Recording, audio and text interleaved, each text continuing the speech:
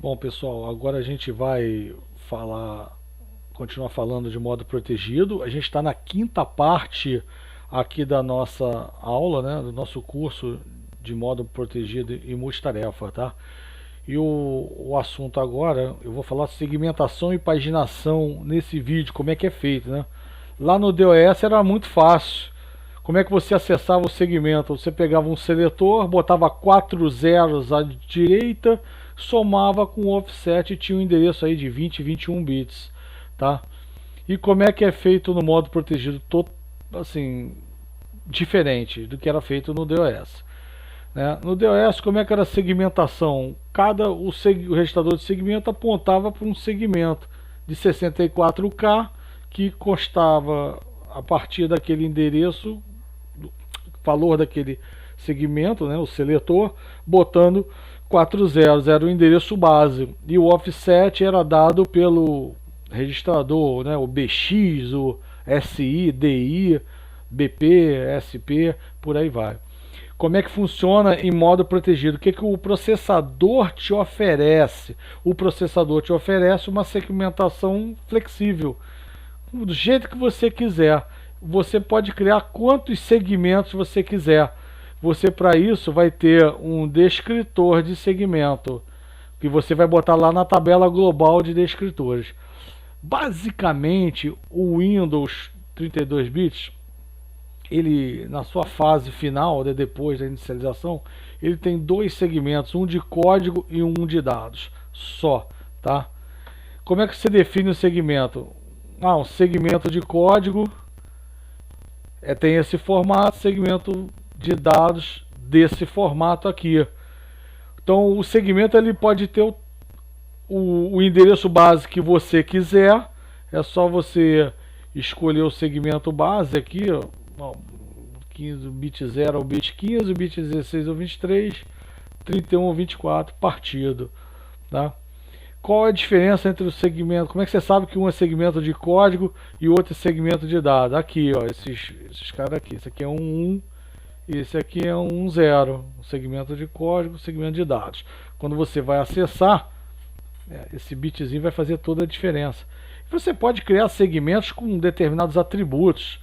Por exemplo, um segmento de dados que seja acessível só para leitura, ele não seja writable. Normalmente eles são writable, né? Esse W é igual a 1, né? Só o sistema operacional pode acessar. Tá vendo? DPL. Então ele pode exigir um nível de privilégio. No Windows, eu não sei direito como funciona isso no Windows, tá? O segmento, ele tá na memória ou não tá na memória? Tem aquele P de presente, né? Tá na memória virtual ou não tá? E você pode criar o segmento do tamanho que você quiser também. Esse tamanho é dado pelo campo limite. É um campo de 20 bits. Aí você vai me perguntar, é 20 bits?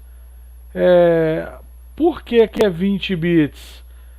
É 1 mega no máximo? A princípio seria 1 mega se não houvesse esse bit G, que a gente chama de granularidade. Esse bit G é um multiplicador por 4K. Então você pode criar um arquivo, um segmento de até 4 GB. 1 mega vezes 4K. Se G é igual a 1, o maior segmento é de 4 GB. Se G é igual a 0, o maior segmento é de 1 mega. Na verdade, o Windows cria segmentos absolutos, né, de 4 GB. Né? Então é o que ele chama de modelo flat, absoluto, que pega a memória toda. Porque só assim, né, você consegue comunicar um device drive com um aplicativo. Tá? Então, como é que funciona? Cria um segmento de código, cria um segmento de dados. Bota esses descritores aqui lá na GDT. Né? E como é que você vai acessar propriamente dito? Então eu vou dizer aqui, como é que você vai acessar propriamente dito um descritor. Quem acessa o descritor é o registrador de segmento. Então você, quando carregar o registrador de segmento, no caso aqui só os 13 bits mais significativos, ele vai escolher o DS, né, ele vai ter que ser um desse segmento de dados, senão dá problema, dá violação de proteção. E se for o segmento de código, lá você deu um jump far, aí tem que ser um descritor de segmento de código. Tá? Então isso aqui tem uma função totalmente diferente do que tinha no DOS. O DOS ele já apontava para o endereço, agora o endereçamento é indireto. O endereço base do segmento vai estar aqui dentro do descritor. E não era só se botar 4 zeros, nada disso. Tá? Lembrando que na tabela global, ok, você até pode criar descritores de segmento para uma tabela local, mas o Windows não usa. Então não vou nem falar de LDT aqui, mas que tem. Você vê no livro que tem, mas o Windows não usa, não vou falar no assunto, então já que não tem importância. Tá ok? Então você pega, né? E quando é que você carrega o endereço? Isso é importante, hein, pessoal? Quando você carrega o endereço base toda hora? Não. Você carrega quando automaticamente carrega um registrador de segmento. Por exemplo, assim, no DOS, né? Move DS AX, pegava o acumulador, jogava para o registrador de segmento. Era só uma cópia, jogo rápido. Agora o Move DS AX é bem lento. Por quê? Porque além de dar o valor do AX aqui no DS, você ainda vai lá na memória, apontar, indexa, pega o segmento, pega todos os atributos que tem no segmento e guarda dentro do processador em campos escondidos. Ele fica residente lá sem você ver. Tá? Tem até instruções que você pode consultar. Verifique para leitura, verifique para escrita, tem instruções assim. Você guarda lá dentro, guarda o limite, o tamanho do segmento, guarda o endereço base. Sempre quando você carregar o registrador de segmento. Quais são as instruções que carrega o registrador de segmento? Um jump far, ou seja, aquele que mexe com seletor e offset. Pop DS não carrega, você não está pegando da pilha o registrador DS. Um call far também. Move DS, um Jump TSS, você não só carrega os registradores de segmento, como carrega uma paulada de campos escondidos, referente a todos os segmentos. Um IRET, o IRET você não carrega, o CS, a IP, o RET-FAR. Então todas essas instruções carregam o registrador de segmento.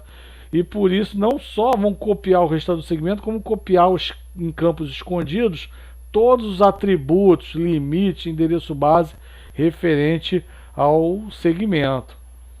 Tá? Vamos prosseguir aqui. Ó. Como é que a gente forma o endereço então? Você soma o endereço base ao offset. Tá? Então, a gente já viu que o seletor, pode ser quem o seletor? DS, CS, SS, ES, segmento extra, pilha, código ou dado, né? Os 13 bits mais significativos. Esses 3 bits aqui, aí dá uma lidinha no livro, é escovação de bits, tá? Indexam o descritor de segmento. Aí você vai retirar dentro desse descritor um endereço base, vai somar com o offset. Quando você somar com o offset, aí você vai ter o que a gente chama de endereço linear. Não é o endereço da RAM, da memória RAM. É o endereço linear. É o ponteiro. É o int asterisco B. O B é um ponteiro. É esse endereço linear aqui. Tá? Por quê? Porque esse endereço pode ou não estar na RAM, se você estiver usando memória virtual.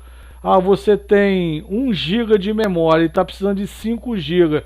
Então você vai criar uma memória virtual, né, para os outros 4 GB. Entendeu a ideia? Os outros 4 GB. Então, eu me lembro... O meu orientador de PFC, o Coronel Cid, estava fazendo, na época, ele estava no mestrado dele, E eu estava no meu IP no terceiro ano. Ele rodava os aplicativos dele lá, os programas da tese dele, e o HD ficava rodando direto a noite toda. Eu precisava de um ventilador em cima. Porque o computador tinha 16 MB de memória, ele fazia processamento de voz. Ele criava um vetorzão de 128 MB e ficava rodando normalmente. Para o programa, a memória virtual é transparente, se está tem ou não tem. Então ele só vai ficar fazendo swap sem você perceber. Por isso que o HD fica rodando o tempo todo. Ficava rodando, esquentando pra caramba, porque estava o tempo todo rodando, fazendo acesso. Tá? Então para ele só criou um vetorzão de malloc 128 MB e ponto. Entendeu? Então o endereço linear ele não é um endereço de RAM, é um endereço de uma memória ampla, dos 128 MB dele, não dos 8 MB de RAM. Então ele cria um vetor de 0 a 128 MB menos 1 e pronto. Aí o problema é do sistema operacional que ficou fazendo o swap, tá? Beleza. Então esse é o endereço linear. E aqui aquelas ideias dos offsets são as mesmas, tá? Para DS é o ESI, o EBX ou uma constante. O CS, o offset dele é o EIP. O EBP e o ESP são os offsets do segmento de pilha. E o EDI é o offset do segmento extra. A mesma coisa que valia no DOS, vale aqui no Windows também. Uns detalhes aqui, né?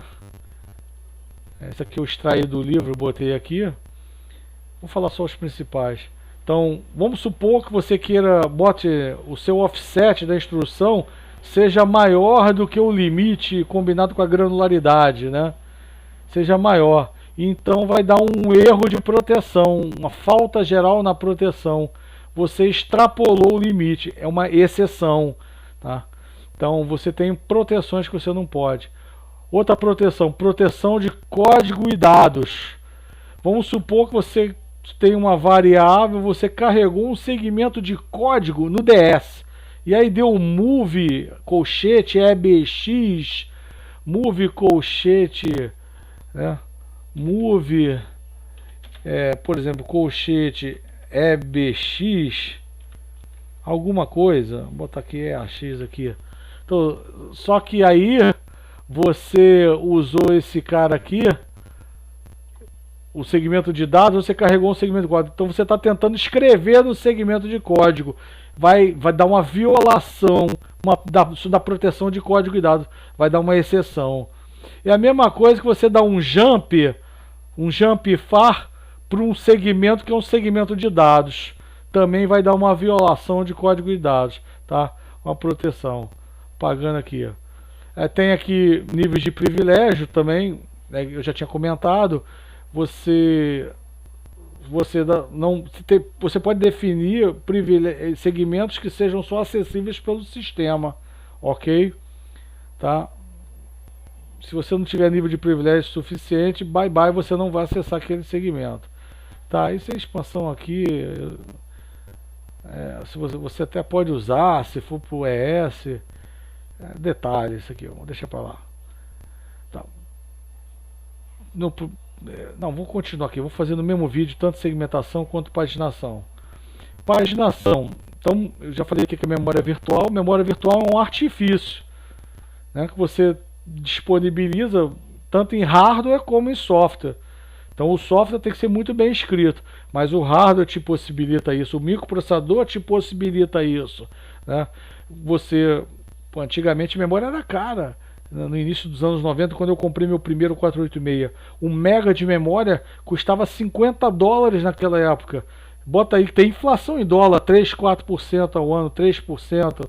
Se você botar $50 em 1992, 93 para agora, $300, só 1 mega, não estou falando 1 giga não, 1 mega de memória. Né? Ainda especularam que teve um incêndio numa fábrica lá em Taiwan, ou em Singapura, não lembro onde é que foi. E aí o preço da memória disparou para $80 o pente de 1 mega. Então a memória era cara, seus computadores tinham pouca memória. Então o que você faz? fazia para poder rodar programas que manuseavam muito dados? Habilitava a memória virtual. Tá? Então, memória era um fator que afetava diretamente o desempenho, justamente por você não ficar usando o HD como memória virtual. Então, eu já falei desde o início lá, né, que na hora que você entra no modo protegido, tem que entrar com o bit de paginação habilitado. Tá ok?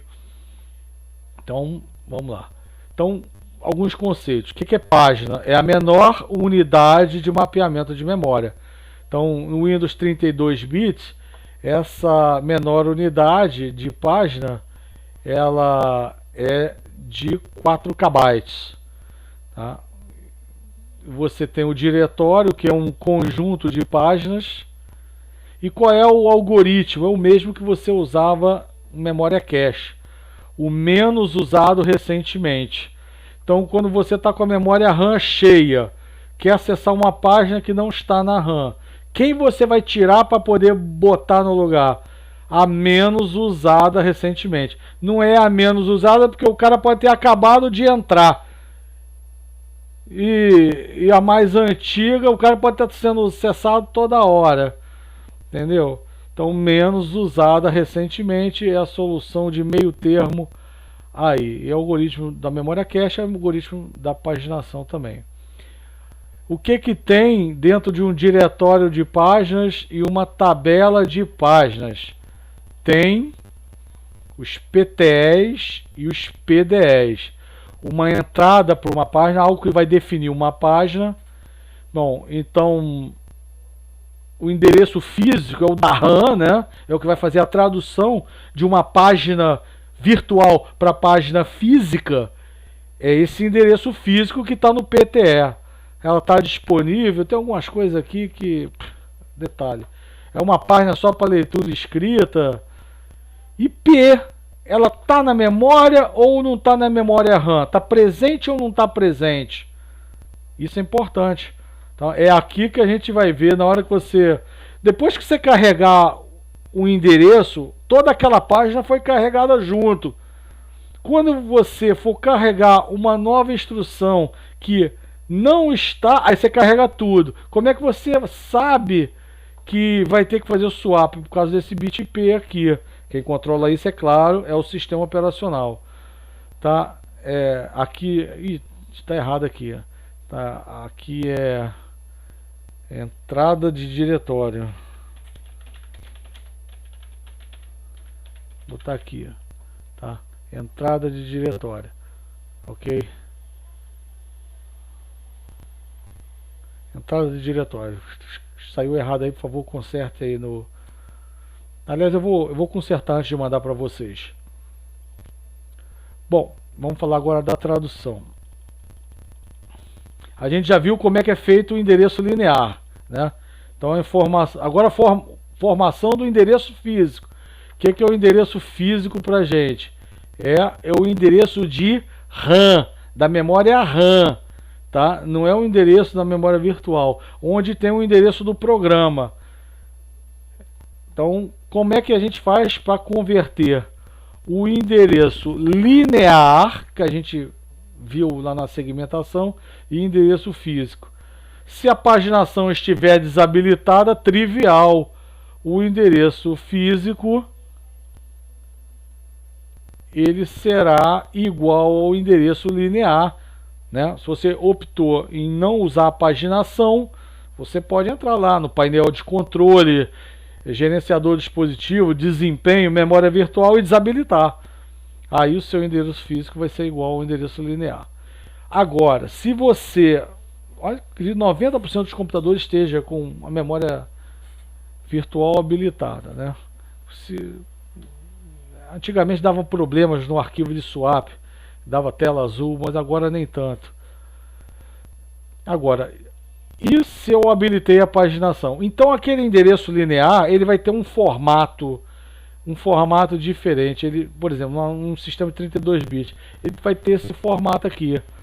10 bits para indexar o diretório de páginas, 10 bits para acessar a tabela de páginas, e aqui os 4K é para você mexer dentro da página, você flutuar dentro da página, tá? Então, o 12 bits, 2 elevado a 12, 4K. E aí, a partir deste contexto aqui, aí você vai efetuar o seu processo de tradução, tá? Seu processo de tradução, até obter, então, o seu endereço físico.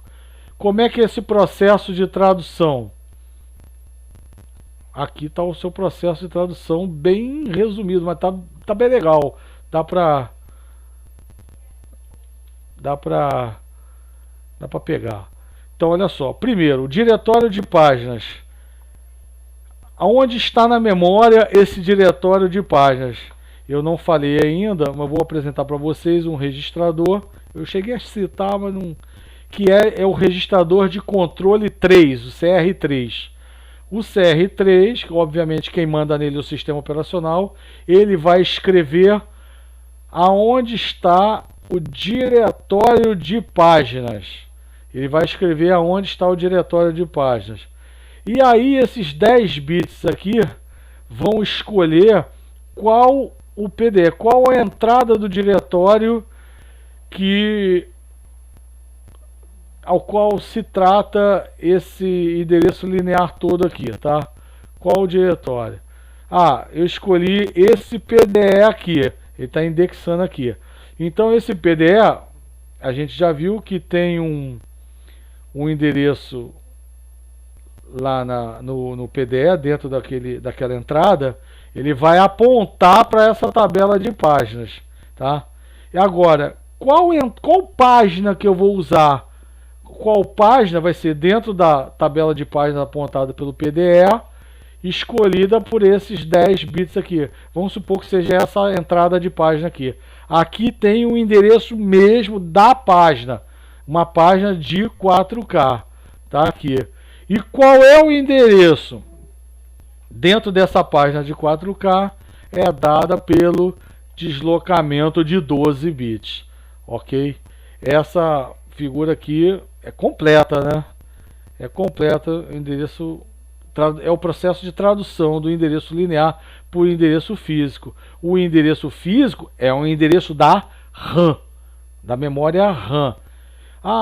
Eu estou com um programa, está rodando há 5 dias. O que pode mudar? O endereço linear de uma variável ou o endereço físico de uma variável? O endereço linear da variável é para sempre. Ele está rodando lá. O endereço dele vai ser aquele ponteiro. Se você não fez uma atribuição ao ponteiro no seu software, você, programador, não vai mudar. Mas o endereço físico pode mudar? Pode. Naquele momento, a página daquela variável pode ter sido menos usada recentemente e pode ter saído da memória. E pode ter ido para o HD. E algum tempo depois ela voltou para a memória num outro endereço de RAM, num outro endereço físico. Entendeu? Então, a memória virtual tem isso. O endereço linear ele é constante. O endereço físico ele pode variar. Aliás, o endereço físico não tem valor nenhum para o programa, né? Aqui eu fiz de última hora aqui, um pouquinho antes de gravar o vídeo, complementei esse slide. Eu gosto disso aqui. Então, nossa memória, eu gosto de explicar isso, apesar de ser a nível de device drive. Então nós temos nossa memória virtual, né? A nossa memória RAM normal, acrescida da memória do HD. Essa aqui é toda a memória que a gente vai chamar de memória paginável. O que é paginável? É que pode sair da RAM e ir para o HD e vice-versa, tá? E tem uma parte que vai ser não paginável. Por quê? Pô, o kernel do sistema, os manipuladores de interrupção, esses caras têm que ficar na RAM sempre. Você não pode... os descritores de um estado da tarefa tem que estar na RAM. Então aquelas coisas principais que são para controle do sistema operacional tem que estar na RAM o tempo todo. Então eu assinalei aqui como sistema. Então você pode definir na hora de alocar a memória, pode alocar como não paginável. Essas funções não estão disponíveis no aplicativo, tá? mas eu já tive acesso a essas funções quando eu escrevi aquele meu livro de Device Drive para Windows 98. Tem uns exemplos lá no capítulo 20, tá? E mais detalhes no meu livro de 98. São funções disponíveis para o C do Device Drive Kit para projeto de Device Drive para Windows. Tá? Então você pode definir, não, essa memória não pode ser paginável, ela tem que ficar na RAM o tempo todo, não pode ter perda de desempenho. Tá? Então você pode alocar. Aí eu pergunto, se você tem uma memória não paginável, como é que você vai acessar? Através de um endereço linear. Mas como é que eu vou saber qual é o endereço linear? Né? O fato dela ser não paginável não significa que não vai ter o processo de tradução, tá? Vai ter o processo de tradução, sim. Então existe uma função do Device Drive que você aloca não paginável, tá? E pede o endereço linear dela. Agora vamos supor que você tem um caso um pouco pior, memória de vídeo. Obviamente a memória de vídeo não vai ser paginável. Se você tirar aquela memória de vídeo lá, vai sumir tudo da tela do seu computador, né? Você tem uma memória de vídeo, que obviamente é externa e não é paginável. Como é que você vai saber o endereço linear dela? Você vai saber da seguinte forma: você vai pedir, quem pede é o Device Drive, não é você, não é o aplicativo, né? Você tem o endereço físico dela, não é lá, não está lá o jumperzinho ou o software plug and play não definiu o endereço que vai ser decodificado daquela memória de vídeo, definiu, aí tem o endereço físico, você sabe o endereço físico dela.